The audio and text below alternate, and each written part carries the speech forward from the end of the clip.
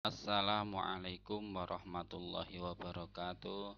Selamat berjumpa lagi pada anak-anakku semuanya atau adik-adikku semuanya. Semoga semuanya tetap dalam keadaan sehat walafiat, tetap dalam perlindungan Allah Subhanahu wa taala, bisa belajar dengan baik walaupun tidak berjumpa di sekolahan karena keadaan atau kondisi saat ini yang lagi tidak baik untuk berjumpa. Oleh sebab itu saya membuat video ini. Semoga dengan video ini adik-adik semuanya bisa belajar, menambah semangat belajar, menjadikan tambah rajin belajar.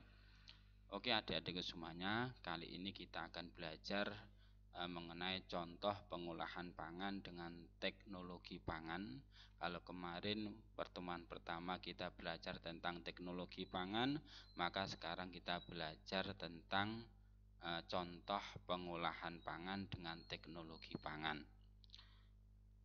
Oke adik-adikku, kita mulai nanti pertemuan ini kita akan belajar tentang pengolahan pangan, yaitu tentang pembuatan tempe. Yang kedua tentang pembuatan tahu, dan yang ketiga adalah tentang pembuatan bandeng presto. Oke, sekarang kita masuk ke contoh yang pertama, yaitu tentang pembuatan tempe dari kacang kedelai. Caranya sangat mudah. Yang pertama adalah kedelai yang sudah dibersihkan, ya. Kedelai itu dibersihkan. Yang kedua, kedelai yang sudah dibersihkan itu kemudian direbus, dan setelah direbus kemudian diangkat dari rebusannya tentunya, terus dikasih ragi sampai rata. Kemudian kedelai dibungkus, bisa dibungkus dengan daun pisang atau daun yang lain, atau juga bisa dengan plastik. Kalau sekarang banyak yang dibungkus dengan plastik karena lebih higienis dan lebih mudah mencarinya. Dan yang keempat, kedelai itu didiamkan selama kurang lebih antara 12 sampai 18 hingga menjadi tempe. Ternyata sangat mudah cara bikin tempe itu. Kedelai dibersihkan, kemudian direbus, ditiriskan, dikasih ragi, dibungkus, didiamkan, sudah jadi tempe. Nah, nanti mau dibikin bentuk apa terserah yang mau bikin. Mau bikin kotak panjang seperti persegi panjang boleh, atau dibikin yang panjang-panjang boleh, atau yang kotak juga boleh. Nah, sekarang kita belajar cara membuat tahu. Cara membuat tahu pun juga mudah sekali. Yang pertama, kedelai yang sudah dibersihkan tadi. Kalau tempe tadi nggak dihaluskan, maka kalau tahu dihaluskan, boleh digiling atau digerus. Yang penting bisa halus, ya. Biasanya pakai gilingan, kalau digerus ya kelamaan, pakai penggiling. Yang kedua, kedelai halus tadi kemudian direbus. Nah, setelah matang, setelah agak lama, kemudian kedelai yang sudah direbus tadi kemudian diangkat dan disaring. Nah, hasil saringannya itu kemudian direbus lagi hingga menjadi susu kedelai. Nah, setelah jadi susu kedelai kemudian diangkat, susu kedelai kemudian dikasih cokak.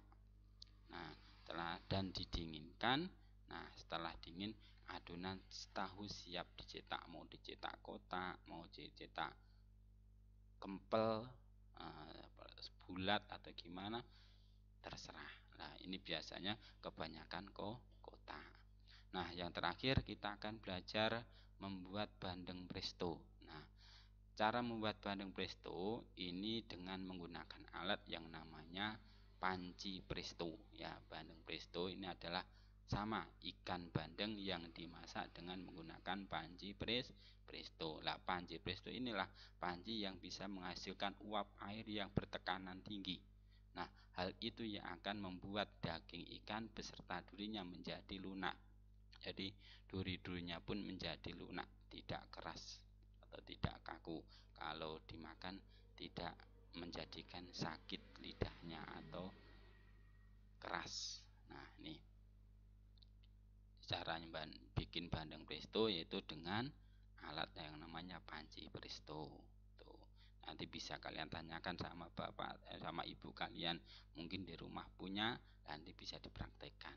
Nah, bikin bandeng presto ini mungkin kalau nggak ada bandeng, pakai ikan yang lain juga boleh. Nah, caranya sebelum dimasukkan ke dalam panci, bandeng presto ini dibumbui terlebih dahulu biar ada rasanya. Lah bumbunya apa? Dengan dikasih bawang putih, dikasih kunyit, ya, atau kalau orang Jawa itu kunir, dan dikasih garam biar ada rasanya. Nah, ikan yang sudah diberi bumbu kemudian dibungkus daun pisang, nah, kayak pepes itu jadi ya. Nah, ikan dimasukkan ke dalam panci presto yang dapat dikunci rapat. Jadi apa itu, panci presto itu ada kuncinya, dikunci sampai rapat biar airnya itu tidak keluar, apa, uap airnya itu tidak keluar. Nah, ikan akan matang secara merata. Ini enaknya kalau pakai panci presto ini. Jadi ikan yang dimasukkan ke dalam panci presto ini semuanya nanti akan matang merata, sampai dengan tulangnya pun akan matang, bahkan sampai lunak tulang-tulangnya. Nah, jadi tidak takut nanti kalau dimakan ada durinya itu. Nah, setelah matang gimana? Setelah matang, bandeng presto dapat dikemas. Nah, kalau dikonsumsi sendiri jadi kan nggak usah dikemas. Nah, kalau mau diawetkan atau mungkin untuk beberapa hari atau mungkin dijual, maka harus dikemas. Nah, cara mengemas bandeng presto ini akan menentukan daya tahan ikan. Nah, jika dibungkus plastik seperti biasa, dimasukkan plastik seperti biasa, nanti ikan hanya bertahan selama 5 hari. Setelah 5 hari mungkin akan membusuk. Nah, jika dibungkus dengan menggunakan plastik yang tahan udara, ini ikan akan bertahan hingga 3 bulan. Jadi awet, tidak mudah membusuk. Bisa bertahan sampai 3 bulan ini. Nah, tentunya dengan ada alatnya. Nanti alat yang digunakan untuk mengepres nih. Nah, demikian adik-adik, penjelasan 3 macam contoh pengolahan pangan. Nah, sekarang kalian bisa belajar menjawab pertanyaan. Ini ada 5 pertanyaan yang bisa kalian gunakan untuk berlatih. Yang pertama, jelaskan secara singkat proses pembuatan tempe. Yang kedua, jelaskan secara singkat proses pembuatan tahu. Yang ketiga, bandeng presto dimasak menggunakan apa? Yang keempat, panci presto akan membuat daging dan duri ikan menjadi bagaimana? Dan yang kelima, agar bandeng presto bisa bertahan lebih lama, maka seharusnya bandeng presto dikemas dengan bagaimana? Atau dikemas dengan apa? Nah, ini pertanyaan, 5 pertanyaan ini bisa adik-adik gunakan untuk mengolah atau mengasah kemampuan adik-adik. Adik-adik bisa mengulangi video ini berkali-kali. Setelah itu kalian menjawab. Kok ada kesulitan, belum paham, adik-adik bisa bertanya sama bapak, bisa bertanya sama ibu, bisa bertanya sama kakak, atau bertanya sama yang lainnya. Nah, demikian adik-adik yang dapat saya sampaikan video pelajaran kali ini. Selamat belajar, semoga kalian sukses dan semoga tetap dalam keadaan sehat walafiat, tetap dalam perlindungan Allah Subhanahu wa taala. Demikian, wassalamualaikum warahmatullahi wabarakatuh. Terima kasih.